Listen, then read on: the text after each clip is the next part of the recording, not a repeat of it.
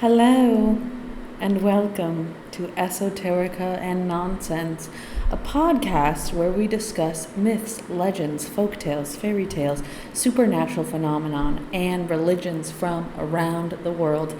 I am your host, Annabelle. Welcome. This is my first attempt trying to film a video while recording. I have no idea how this is going to go. Stay tuned. We might have a YouBoob page. We might not have a YouBoob page. This depends on my technical skills. Hello. It has been a wild time. Genuinely, I've been wanting to record for so long, and it's been summertime. And during summertime, I just can't. I'm just out there living my life. You know what I'm saying? But alas, here I am. I really hope everyone is doing really good right now. That's my dream. My dream that everyone's doing really well. Full transparency. So many magical things have been happening for me. And I don't even know where to start. But when I was growing up, sometimes I would have like inklings, feelings of things that were happening in other parts of the world. Sometimes it would be like a vision. Sometimes it would just be like a feeling in my body. And then sometimes I'd have like weird dreams, you know? I think this is really common in a lot of children. And then as I got older, I started having moments where like I would meet someone. Like one example is I met a guy once on the sidewalk in Guatemala, and I was smoking a spliff, and he came up to me and we started smoking together, and he started telling me about his father who had died. And as he started telling me about his father, I could see his father in my mind, and it was like I was talking to both of them. It was so wild. And so I've done a lot of that stuff unintentionally.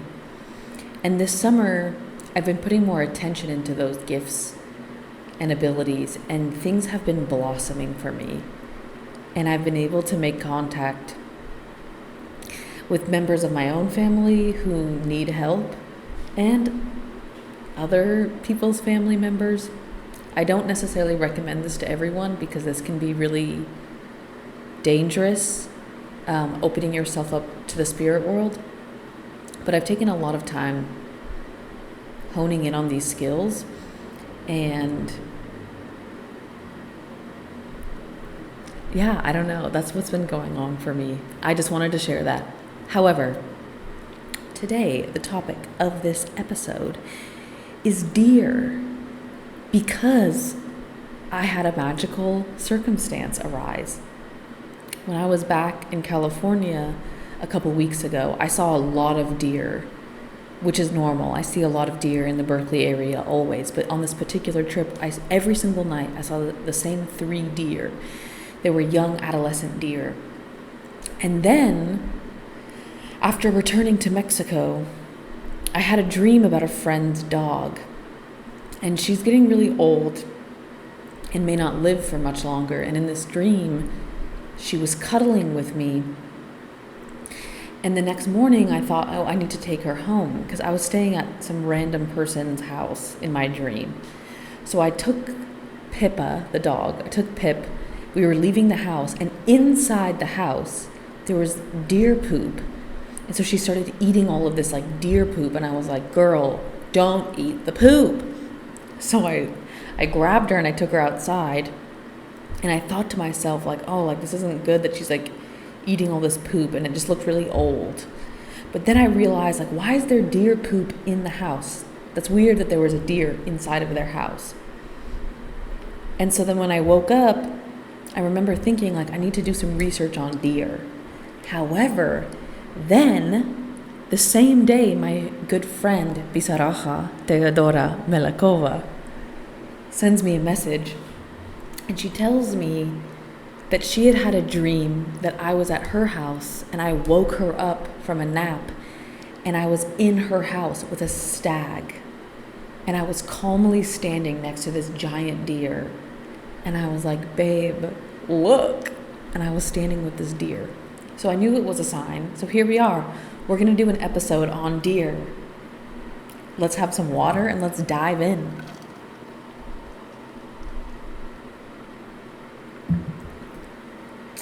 Crisp. All right. So I'm just going to touch on a couple of things that I find really interesting, and then we're going to get into some real stories because you know how much I love story time. Yes, I do. So, deer are in fact native to every single continent except Antarctica. That's wild. And so obviously in different continents there are many variations of deer and sizes, but they truly are everywhere.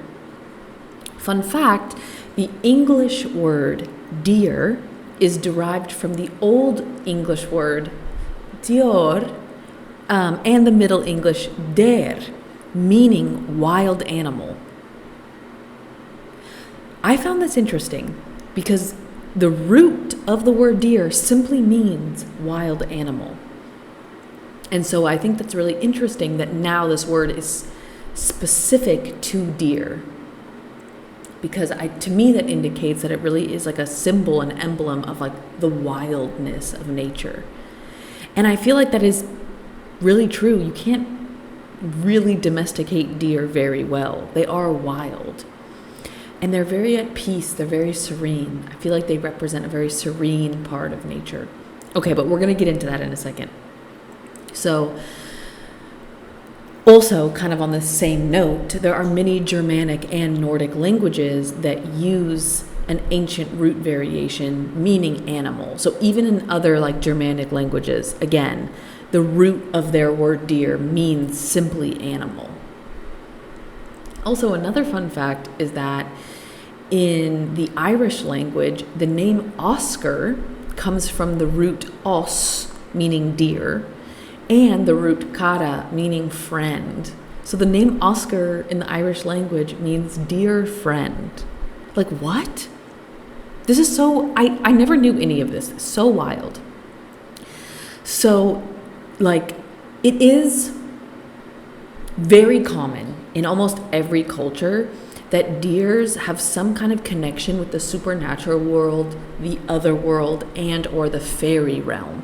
And there are different variations. Like there are some cultures where it has like a very peaceful and benevolent connection with that, and there are some cultures where it has more of a mischievous or dark connection with that, or a mixture of all of them. But they are associated with the spirit realm and the magic realm. And they're often considered to be messengers from the other side. And of course, deer have been a center point of myths and fables, it seems, in almost every culture. I mean, I think a big reason for that is because the Homo erectus, for example, they fed on what was known as sika deer. And in ancient China, oops, I messed it up. What I meant is that the Homo erectus of ancient China were feeding on these sika deer. And also the ancient Saxons of Germany were also feeding on what we call red deer. And the Cro-Magnon people, Cro-Magnon, not Cro-Magnon, Blue Magnum people. No, the Cro-Magnon people of ancient Europe were feeding on reindeer. They were a huge staple of both their food, their culture, clothing, bones, all of that. So like so many of our ancient ancestors had deer as one of their major food sources. And again, we know about these famous cave paintings in France, the Lascaux, I don't really know how to say it, Lacau, not sure, but the cave paintings of France depict 90 stags, 90. Also, in some of our oldest writings that we have preserved of human history, Sumerian culture talks about the boat that belonged to the god Enki, who we know is the god of the oceans, the great inventor, the brother of Enlil, the supposed architect of the human race. And he had a boat named Azbu, which was named after a legendary stag. Wild. I'm telling you, this shit is fucking wild. So then,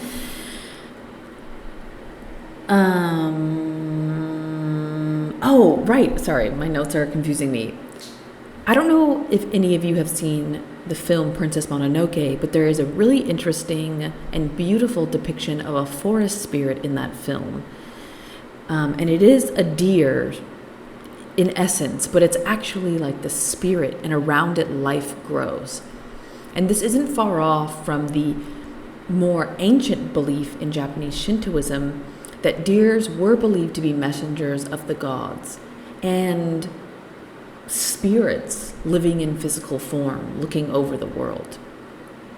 Also, fun fact that in China, it was believed that deer had medicinal healing powers, and specifically that a deer penis was an aphrodisiac. And then, of course, like all over Europe, we have depictions of Europeans hunting for deers. And in Africa as well, I think through colonization and through the obsession over quote unquote like apex predators, there has been this obsession with the idea of like the ancient people hunting for wild cats such as lion or tiger or whatever. But the antelope and the deer relatives in Africa were a very common food source. So I'm just throwing this out there as like some background into how integral deer have been in the development of humanity. And even as China started growing things agriculturally, they still depended on deer for thousands of years as their major meat source. So I'm just planting some seeds in your mind how deeply ingrained deer are to human history. Okay, so the other thing I want to touch on before I get into some fairy tales and folk tales is the concept of the horned god.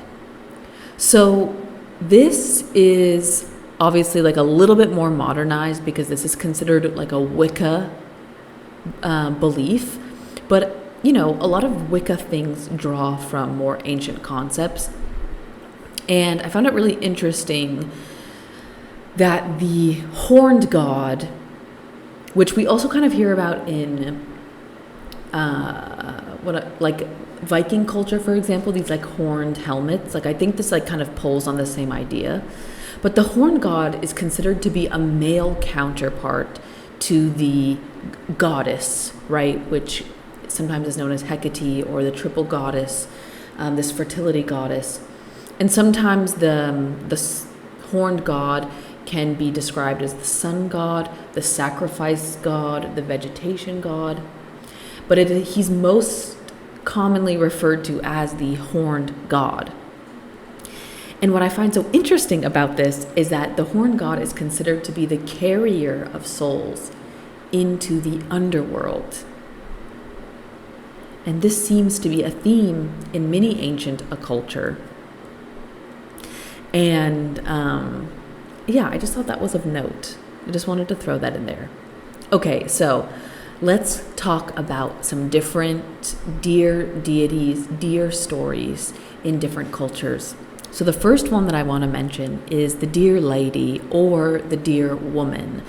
This is a Native American story that's very common, specifically in the Oklahoma area of what is now called the United States and the eastern woodlands and the Central Plains.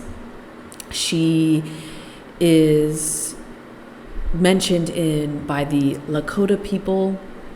She is mentioned by the Inktomi people, and allegedly in many other First Nation traditions. Now, I want to be clear that the research I've done on the deer lady / deer woman, I've done online, and I want all of us to be skeptical of my research, because I don't trust a lot of online research for things that have been passed down in an oral tradition for literally thousands of years. But I do think they are important not to forget, and I would much rather talk to a person who knows about the Dear Lady. If you know about the Dear Lady, if you heard stories about the Dear Woman growing up, email in esotericaandnonsense at gmail.com. I would love to hear from you. Email in about anything, any stories you heard growing up, weird dreams you've had, visions you've had. I am open. Email in. Okay, but let's just talk a little bit about the Dear Lady. I do want to give a shout out to Reservation Dogs. Reservation Dogs has a few episodes that depict the Dear Woman, and it is so beautiful, so intense, and so gorgeous, and I highly recommend, if you haven't seen that show, to check it out. It's incredible. So, in a nutshell, the Dear Woman is described as a woman who can sometimes appear as an old woman or a young, beautiful woman, or sometimes in literally a deer form. And she's often described in her woman form to appear as a fully normal woman, except having deer feet. There are some traditions that describe her having the full lower body of a white-tailed deer, but often as she's clothed, people don't notice that she is half deer. And so the general myth of it all is that she'll often lure men who are alone in the forest or in the plains, and she'll beckon them over to her. And then obviously the men don't realize she is the Dear Lady, and once they are close, she's known to stomp them to death. And there are other versions of this story where her appearance is a sign of a personal transformation or even a warning of something dangerous. However, one interesting theme that I noticed come up a lot is that the Dear Woman specifically is known to target men who are fucking up in some way. Maybe they're being abusive, maybe they are, I don't know, just they're fucking up their lives or the life of their family in some way. So she is known to target and kill men who are not doing their best. She is known to be fond of dancing, and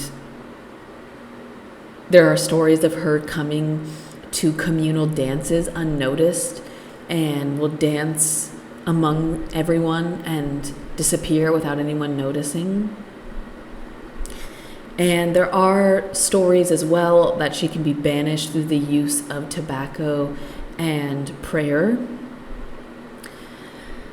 But one thing that I found really interesting is that even though obviously there are like bad omens and fear around her, that she's ultimately described as being an emblem of fertility and love, a protector of women, a protector of children, and she watches over people, and specifically watches over women who are having difficulty with men, either putting them in danger or difficulty with conceiving a child. How beautiful is that? No, literally so beautiful. And a little bit more background is that to the Lakota Nation, the Dear Woman is known as Anukite, and she's considered to be the daughter of the first man and first woman, with a beautiful face. So this is just my mind like reeling and me being a crazy person right now, but I do think it's really interesting that the Lakota people call her Anukite, and that she's considered the daughter of the first man and first woman, only because in the Sumerian religion, God is known as Anu, and here that word is popping up again. But anyway, these are just like little tidbits. I want to be super clear that this is just a dipped toe in the world of the deer lady / deer woman, and I am by no means damn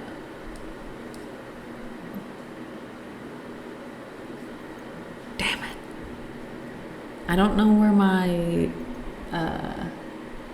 mic turned off. Oh, we're having technical difficulties. We're going to see how this turns out in post, everyone. Anyway, all I'm really ranting about is that this is just a dipped toe in the world of the deer lady, and that I am but a mere messenger of bits and pieces that by no means represent the hundreds, if not thousands of years of stories that were orally transmitted about the deer woman. I would love to learn more. Okay, let's get into some fairy tales, shall we? So we are gonna talk about the story of the enchanted stag. And the enchanted stag is actually a Brothers Grimm story, but there's a reason why I wanted to tell it. And the big reason why is because even though the Brothers Grimm are kind of full of shit, and what I mean by that is that they took a lot of stories from other countries, and they kind of like condensed them and boiled them down and simplified them, which in essence took away a lot of the context and details of these stories that we would have gotten if they hadn't been tampered with. But I do think it would be interesting for us to read this and kind of like hear about some of the symbols and decipher what these stories are about. Because like with all fairy tales, they are often derivative of stories that were once told that were much, much, much older, much more ancient. And I just want to get a taste for that. So here we are, the story of the enchanted stag. There were once a brother and sister who loved each other dearly. Their mother was dead, and their father had married again a woman who was most unkind and cruel to them. We all know this story. Classic setup. One day, the boy took his sister's hand, and he said to her, "Dear little sister, since our mother died, we have not had a single happy hour. Our stepmother gives us dry, hard crusts of bread for dinner and supper. She often knocks us about and threatens to kick us out of the house. Even the little dogs under the table fare better than we do, for she often throws them nice pieces of meat to eat. Heaven pity us. Oh, if our dear mother only knew. Come, let us go out into the wide world." So they went out and wandered over fields and meadows the whole day until evening.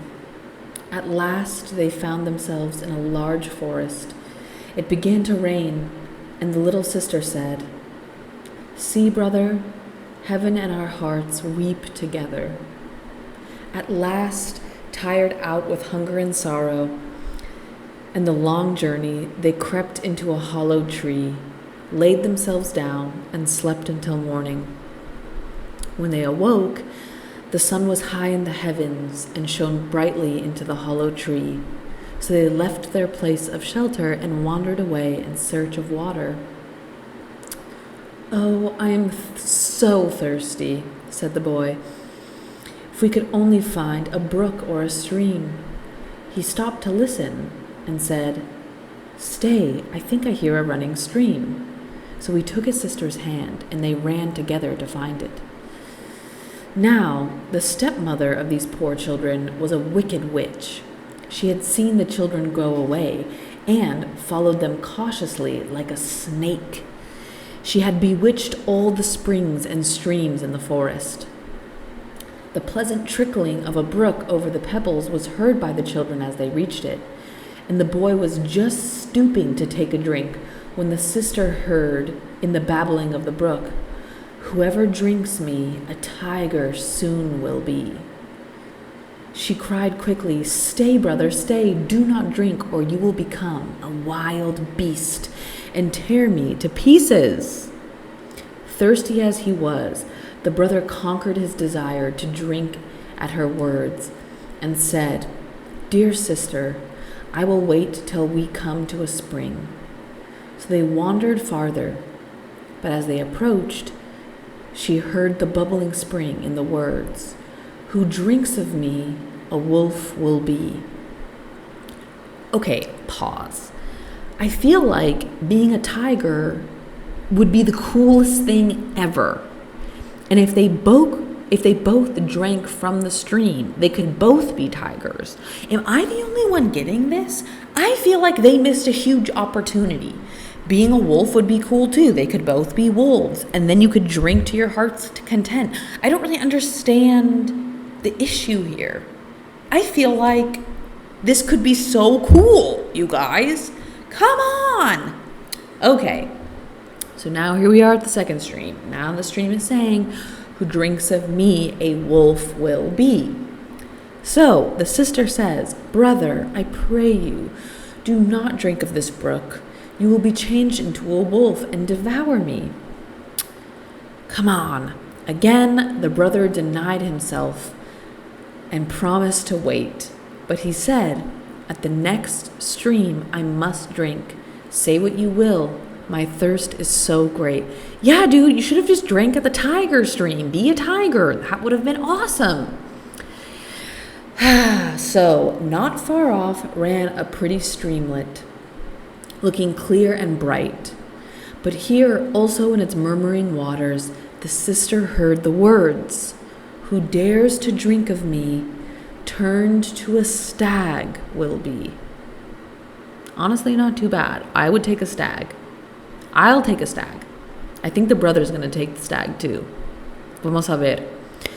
"Dear brother," said the sister, "do not drink."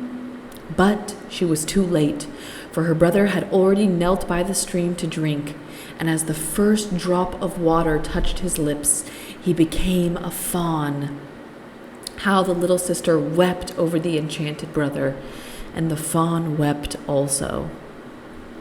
I feel like this is kind of sick. You know what I'm saying? I'm kind of on board. I'm not really relating to these kids at all. So, the stag, aka the brother, did not run away, but he stayed close to his sister. And at last she said, "Stand still, dear fawn. Do not fear. I must take care of you, but I will never leave you." So she untied her little golden garter and fastened it round the neck of the fawn. Then she gathered some soft green rushes and braided them into a soft string, which she fashioned to the fawn's golden collar, and then led him away into the depths of the forest. Ooh! Do you know what this is kind of reminding me of? Was it Stories from Speak Birds Speak Again? Where she and her brother can't find water, and he drinks from an enchanted stream, and does he turn into a deer? And then they go to the palace. Oh, I'm forgetting all the details. I feel like this is derivative of that. I mean, newsflash / not a surprise. A lot of the best stories in the world come from the peninsula that we call the Middle East / the Arabic world. And a lot of great stories are derivative of those. And there's no surprise. They're so good. They're so fucking good. And they're so intricate. So I'm kind of sniffing elements of those stories. Just saying. Okay. So, where were we? She made a beautiful little leash for him. And she led him deep into the forest. Okay. So, after wandering for some time, they at last found a little deserted hut, and the sister was overjoyed, for she thought it would form a nice shelter for both of them. She led the stag in and then went out alone to gather moss and dried leaves to make him a soft bed. Oh, you're so nice. I want a bed out of dried leaves and moss. Hello. This is really nice. Honestly, I feel like I want to be the stag. Why? Whatever. This is nuts. Just turn into a deer. You could both be deers and vibe in the forest, and then you don't need a stepmother. You could just vibe. Anyway, every morning the sister went out to gather dried roots, nuts, and berries for her own food, and sweet fresh grass for the fawn, which he ate out of her hand. And the poor little animal went out to her and played about, as happy as the day was long. Like, what's so poor about? This is so wild. Don't even get me started. Like this, there's like Christianity like woven into all of this. Like the fact that like humans are above animals and that like being an animal is some kind of like punishment. Like, I am not subscribed to this. He's playing. The sentence is literally, the poor little animal went out and played about as happy as the day is long. So like, make this make sense. He's as happy as the day is long, but now we're supposed to pity him? Like, this is crazy. This is nuts. Okay. Carrying on. When evening came, the poor sister felt tired. She would kneel down and say her prayers, and then lay her delicate head on the fawn's back, which was a soft, warm pillow on which she could sleep peacefully. Had this dear brother only kept his own proper form, how happy they would have been together. I feel like this is equally fine. This is fun. Whatever. After they had been alone in the forest for some time, the little sister had grown into a lovely maiden, and the fawn had grown into a large stag. A numerous hunting party came to the forest, and amongst them, the king of the country. Not looking good. The sounding horn, the barking of the dogs, and the holler of the huntsmen resounded through the forest and were heard by the stag, who became eager to join his companions. Oh dear, he said, don't let me go and see the hunt. I cannot restrain myself. And he begged so hard, and at last she reluctantly consented. But remember, said the sister, I must lock the cottage door against those huntsmen. So when you come back in the evening and knock, I shall not admit you unless you say, dear little sister, let me in. So the stag bounded off as soon as she spoke, scarcely stopping to listen, for it was so delightful for him to breathe the fresh air and to be free once again.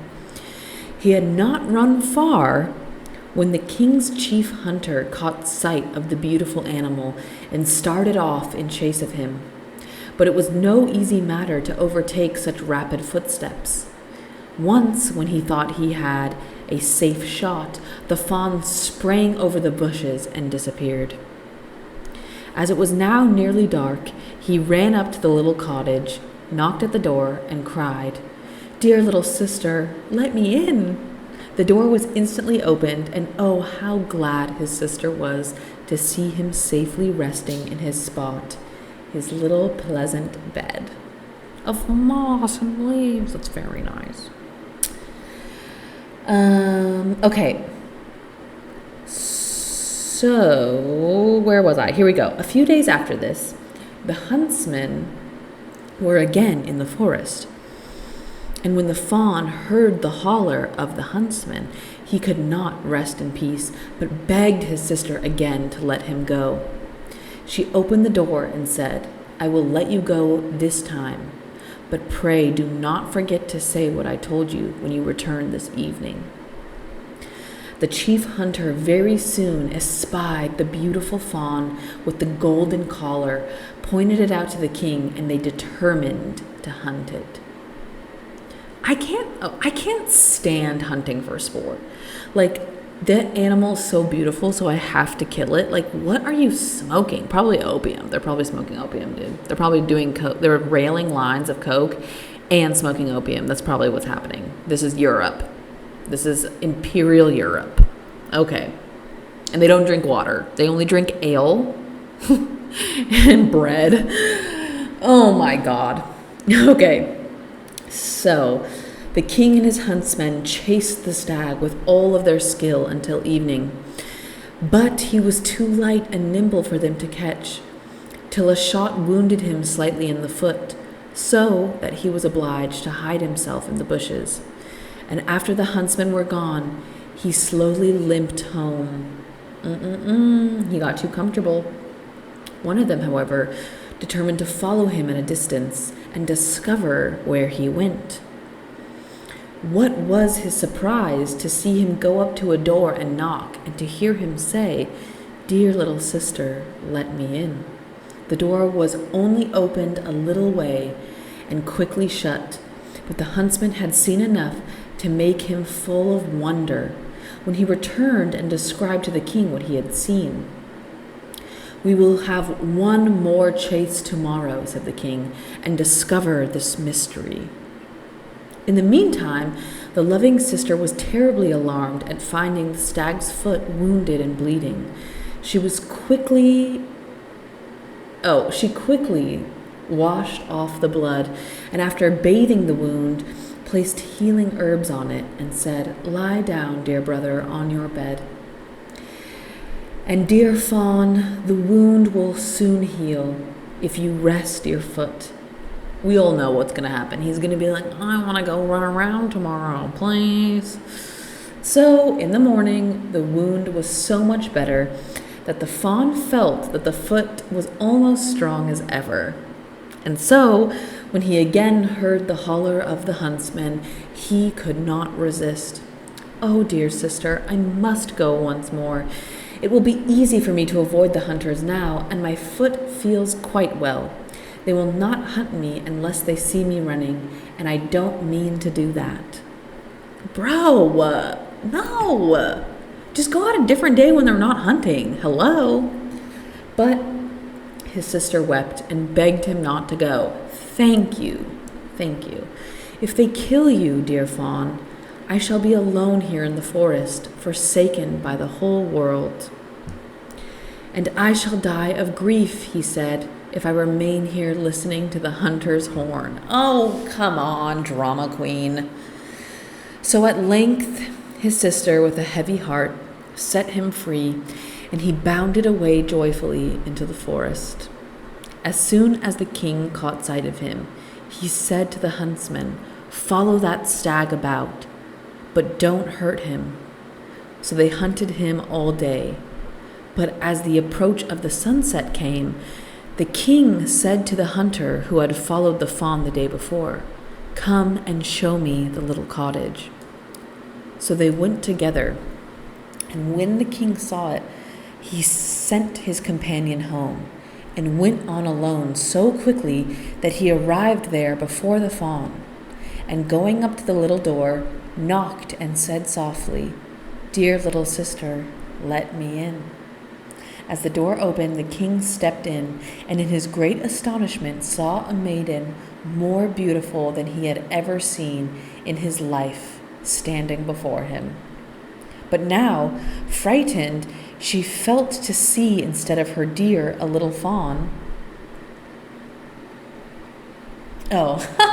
She felt to see instead of her dear little fawn a noble gentleman walk in with a gold crown on his head.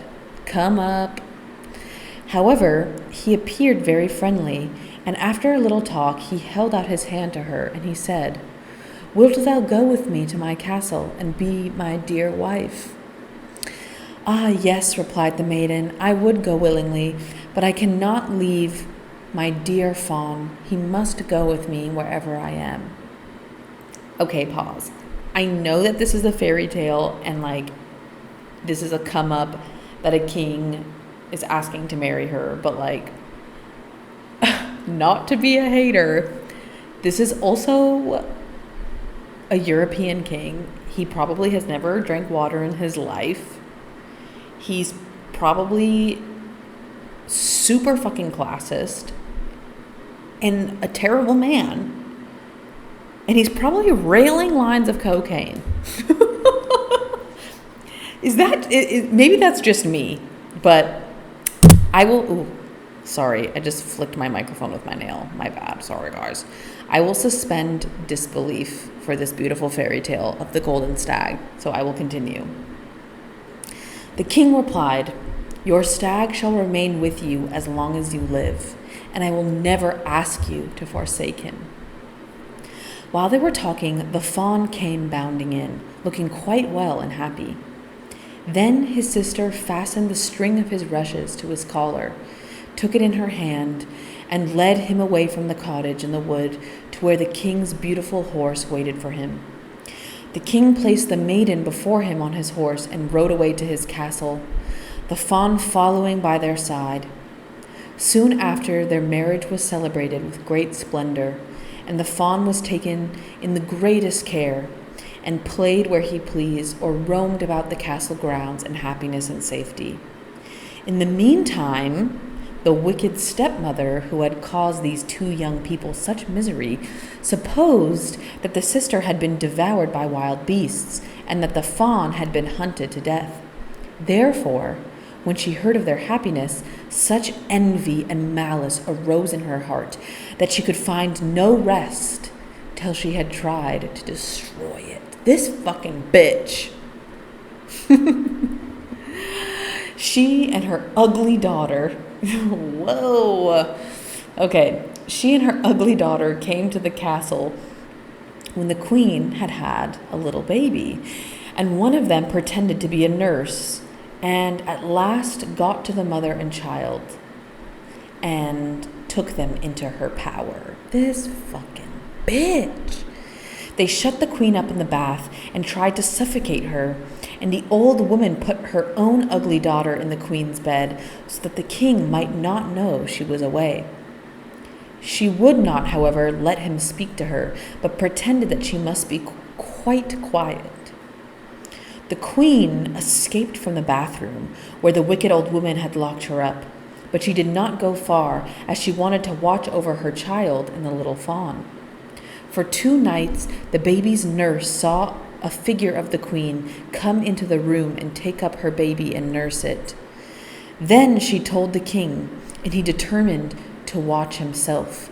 The old stepmother who acted as nurse to her ugly daughter, whom she tried to make the king believe was his wife, had said that the queen was too weak to see him and never left her room. "There cannot be 2 queens," said the king to himself, "so tonight I will watch in the nursery." As soon as the figure came in and took up her baby, he saw that it was his real wife, and caught her in his arms, saying, "You are my beloved wife, as beautiful as ever."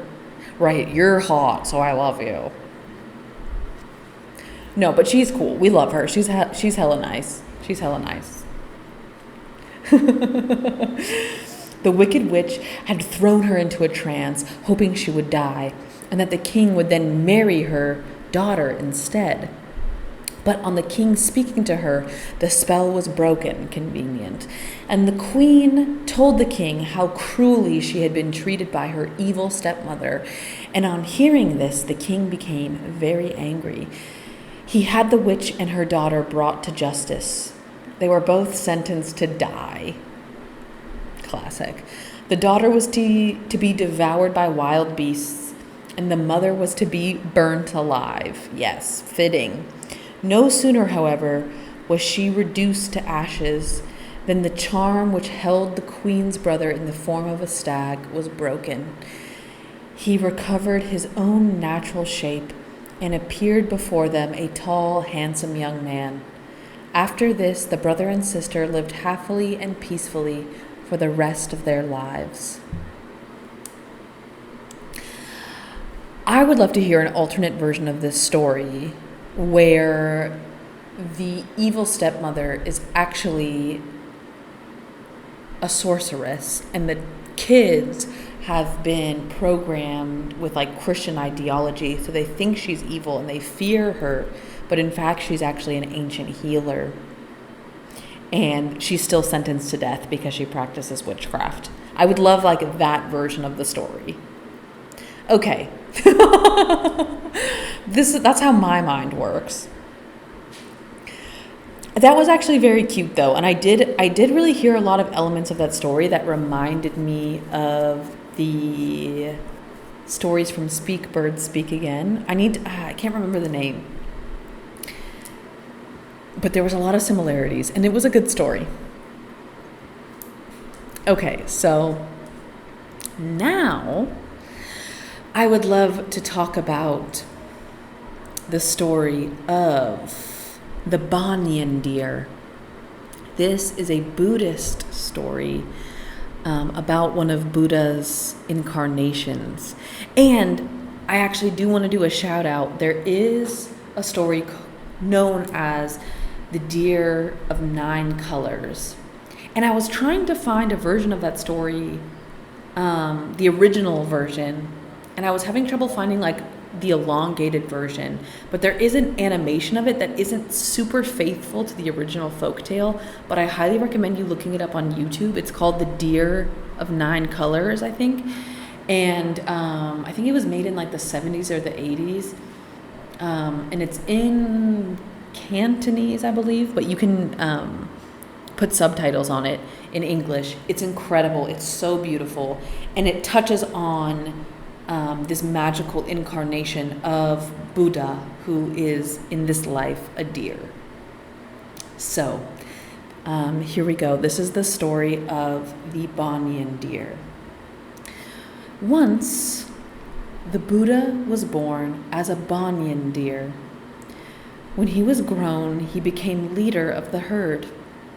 He guided his herd wisely and led them to the heart of a secluded forest where, sheltered by the giant trees, they lived free from danger. Then, a new king came into power over the land, and above all things, this king loved hunting. As soon as the sun rose, he would mount his horse and lead his men on a furious chase through fields and meadows, forests and glens. Shooting his arrows madly, he would not leave off until the sun had set. Then the wagons rolled back to the palace behind him, filled now with deer, boar, rabbit, pheasant, monkey, leopard, bear, tiger, and lion. The king was happy. Wow, this guy sucks. His people, however, were not pleased. I support them. Fields had been ruined by the royal hunt.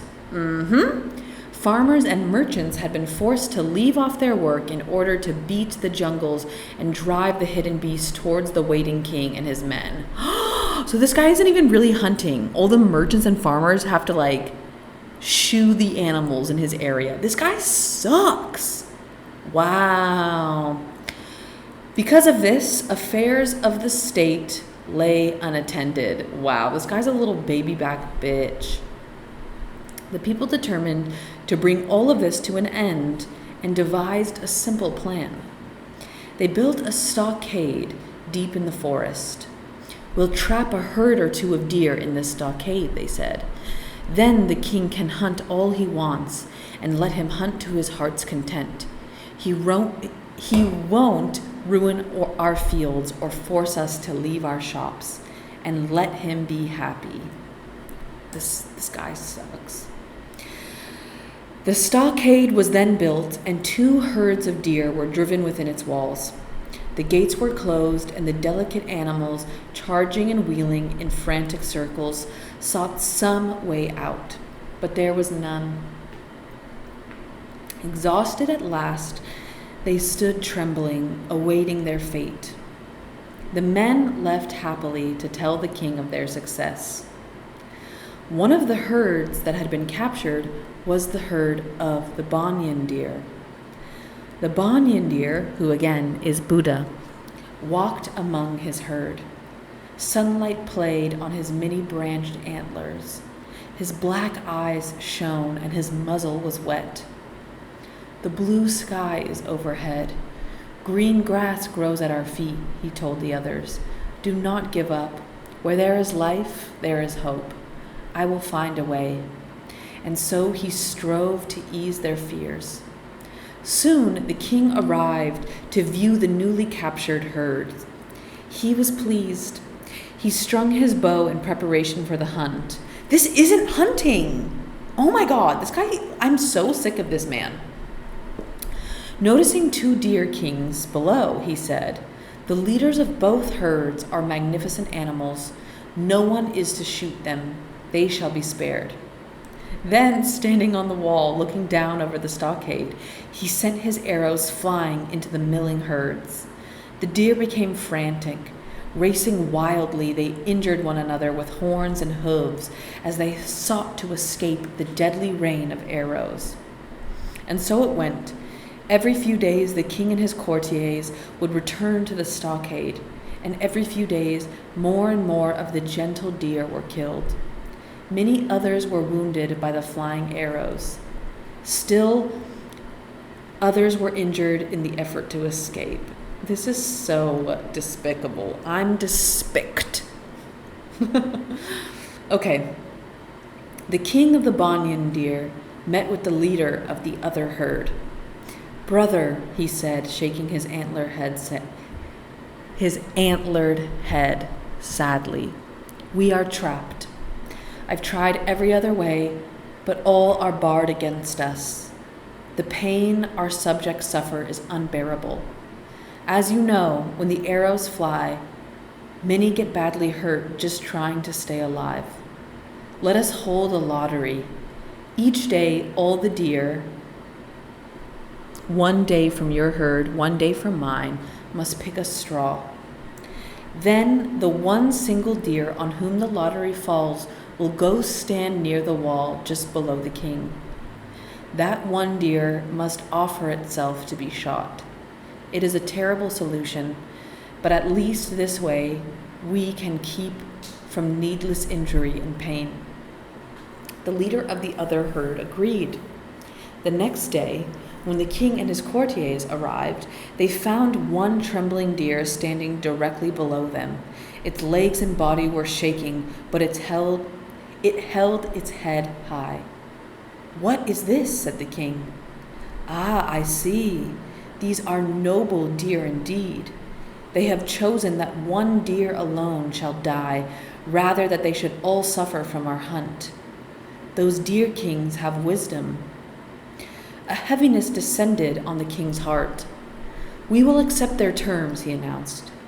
From now on, shoot only the one deer that stands below. And unstringing his bow, he descended from the stockade wall and rode back in silence to the palace.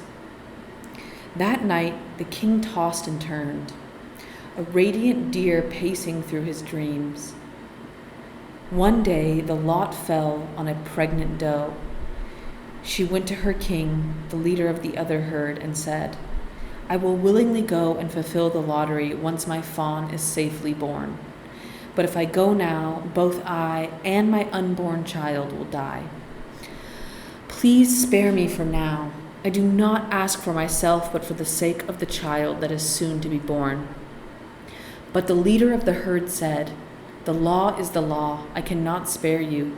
The lottery has fallen on you, and you must die. There are no exceptions. Justice demands that you go. In desperation, she ran to the Banyan deer. She fell on her knees before him and begged for his aid. He listened quietly, observing her with wide and gentle eyes. Rise, sister, said the Banyan deer, and go free. You are right. The terms of the lottery require that only one need die. Therefore, you shall be freed from the lottery until your fawn is born. I will see that it is done. Too overjoyed for words, the grateful doe bowed and then bounded away. The Banyan deer rose to his feet. There was no other he could send to take her place. He had spared her.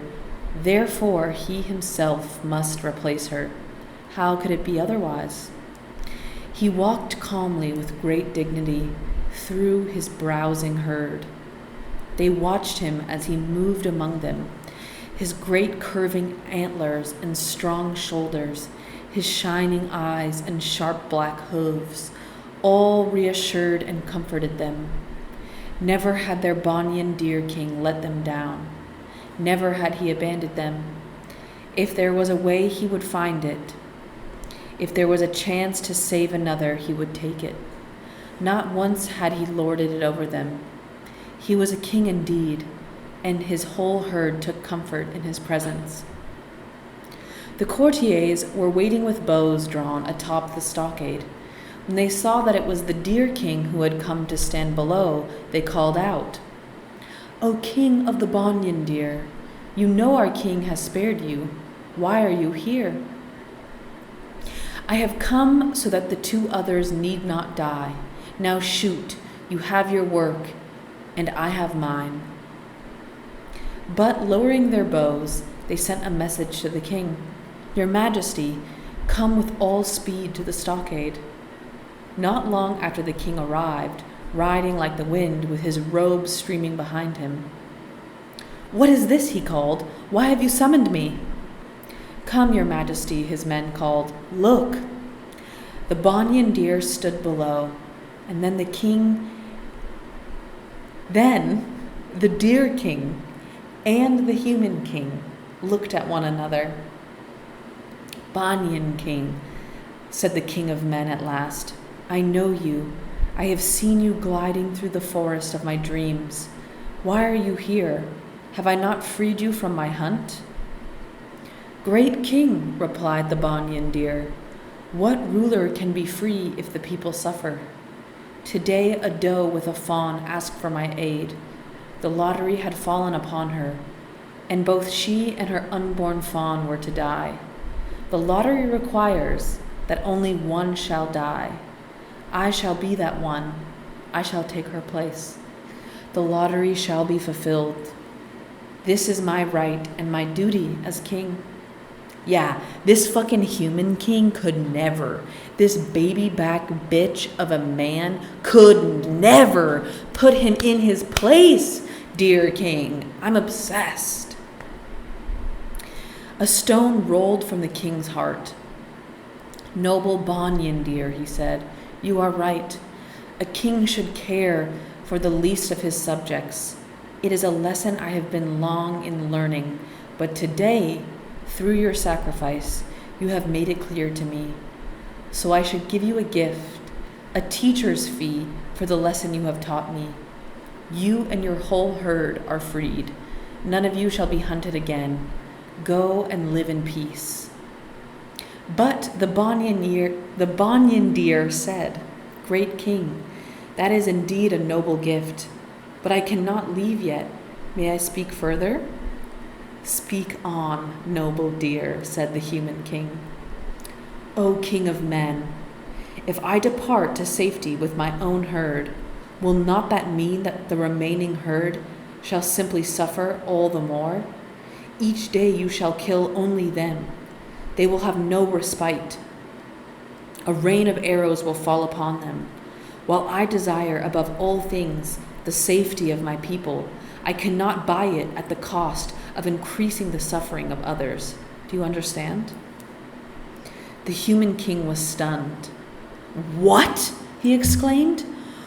"Would you then risk your own and your herd's freedom for others?"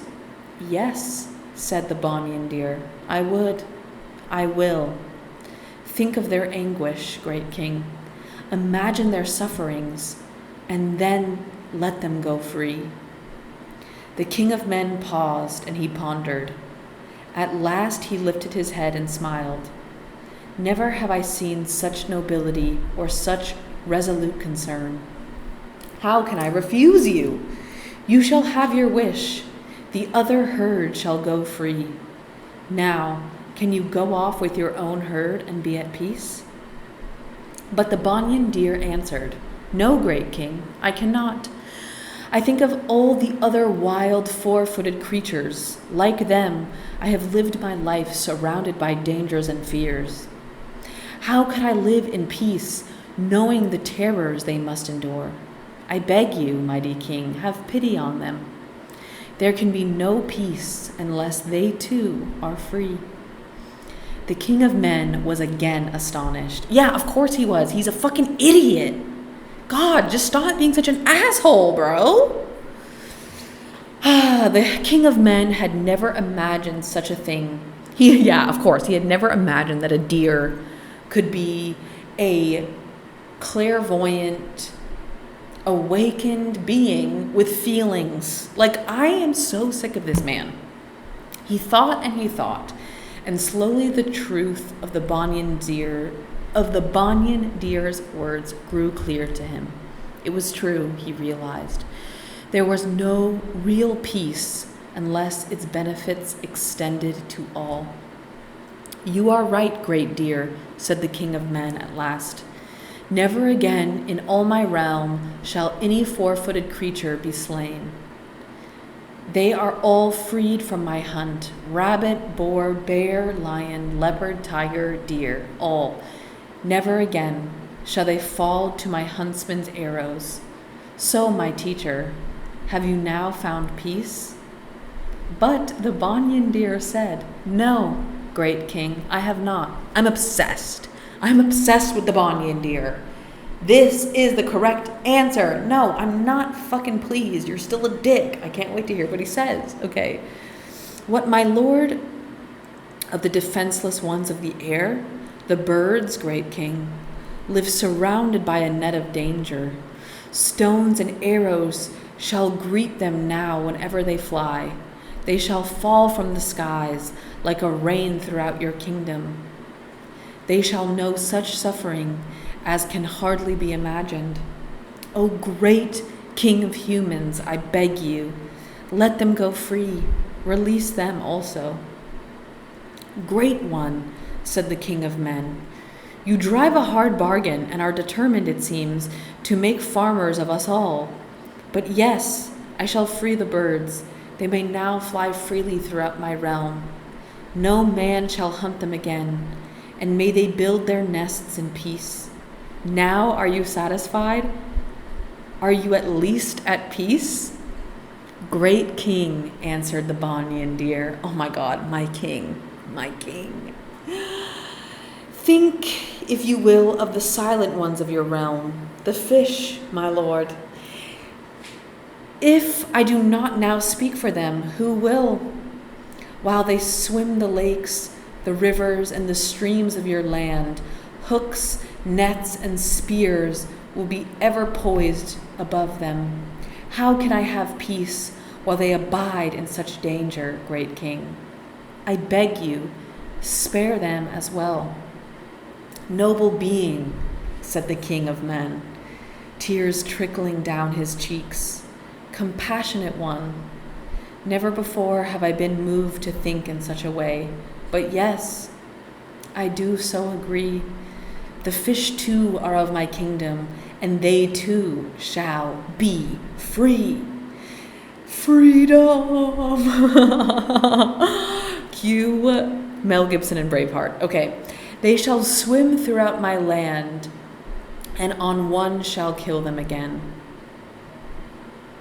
Now all of you assembled courtiers and attendants, announced the king. Hear my words. This is my proclamation. See that it is posted throughout the land. From this day forth, all beings in my realm shall be recognized as my own dear subjects. None shall be trapped, hunted, or killed. This is my lasting decree. See to it that is fulfilled. We're vegan, bitches! Now tell me, noble one, he said, turning to the Banyan deer once more, are you at peace? Flocks of birds flew overhead and perched, singing, from among the nearby trees. Deers grazed calmly in the green grass. Yes, said the Banyan deer, now I am at peace. And he leaped up, kicking like a fawn. He leaped for joy, sheer joy. He had saved them. He then thanked the king of humans and gathered his herd, departed with them and returned back into the depths of the forest. The king had a stone pillar set on the spot where he had spoken to the Banyan deer. Carved upon it was a figure of the deer encircled with these words: "Homage to the noble Banyan deer, compassionate teacher of kings." Then he too lived on, caring wisely for all living things.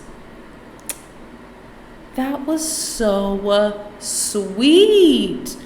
Banyan deer is my king. I love him. Wow, I'm inspired. Yeah, I highly recommend, if you haven't, go on YouTube right now and look up the deer of 9 colors. It's so beautiful. I also think it's so fitting that Buddha lived a life as a deer, because researching them really had me thinking that deers are so special because they're not violent, but they're huge. Of course, like, stags are known to kind of play with each other or sometimes get violent when it comes to mating with a female, but they're ultimately peaceful creatures that are giant and formidable and yet so gentle. And they reside over the forest and are calm and kind. And I'm honestly so inspired by deer. I think they're so beautiful and they're so regal. And now they're appearing in my dreams. I don't know if any of you have done dream work,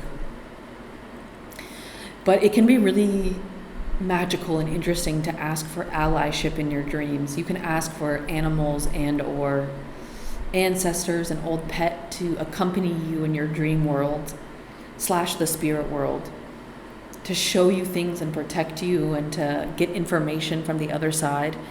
And I think a deer would be a perfect animal to do so. I think it's so fitting that it's a messenger. Wow, it's so magical.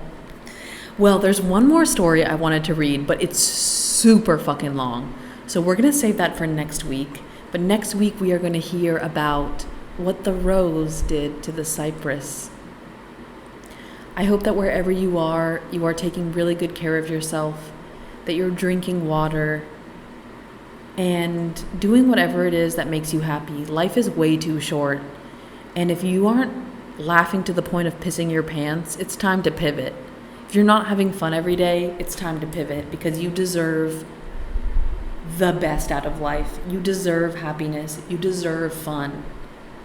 And my dream for humanity is that we can change the way we interact with nature so that our lives can be fun. Food grows on trees. Everything grows on trees. If we plant trees, we can all just relax with our titties out and eat fruit and have fun. That's my dream for humanity. Let's take a little lesson from the Banyan deer. Let's just fucking relax and be kind to each other. Anyway, there's my classic rant. Thank you so much for listening. If you like this podcast, please leave a nice review. You can write in. I would love to hear from you. Do you have stories you would like to hear? Did you grow up hearing stories from your mom, your grandma, your dad, your grandpa, someone in your family? Write in esotericaandnonsense@gmail.com. If you want a t-shirt, get a t-shirt.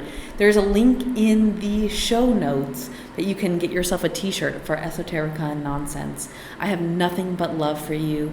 Have a beautiful day. Over and out.